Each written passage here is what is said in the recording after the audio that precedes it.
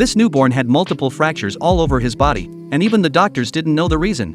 That was exactly what troubled Janice. Her baby had been crying non-stop since birth. Even after being fed, he couldn't stay quiet for even a minute. Janice was overwhelmed. After a careful check, Crane noticed swelling around the baby's chest. It was likely a broken collarbone. Janice burst into tears, blaming herself. She believed she had pushed too hard during labor and caused the injury. But Crane immediately dismissed that idea. They sent the baby to the hospital for treatment.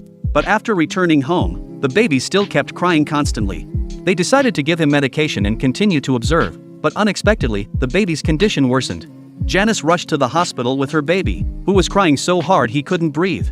Upon examination, the doctor discovered the baby's leg had become immobile. It was clearly a broken thigh bone. The doctor looked at Janice with suspicion, wondering if this was a case of child abuse. After discussing with other experts, they became even more certain that the fractures were caused by external force. Their suspicion enraged Janice and her family.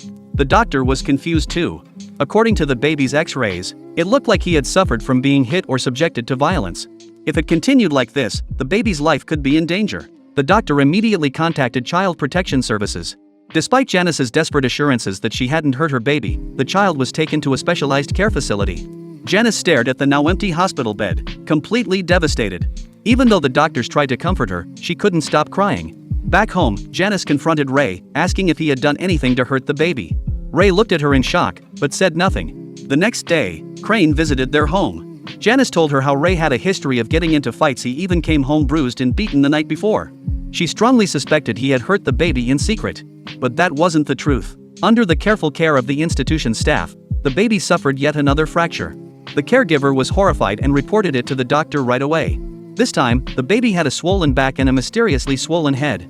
The doctor immediately sensed something was wrong. He rushed to consult his medical books and finally concluded that the baby had osteogenesis imperfecta, a rare condition where even the slightest touch could cause a fracture. Janice and Ray had never hurt the child. The doctor quickly returned the baby to their home. But Ray was furious. Everyone had believed they had abused the baby, and he couldn't forgive the doctor for that. He lashed out, accusing him of blaming them instead of recognizing the child was sick. The doctor could only apologize repeatedly. In the end, Janice and Ray made a brave decision. Even if their child could never fully recover, they would raise him with love and care.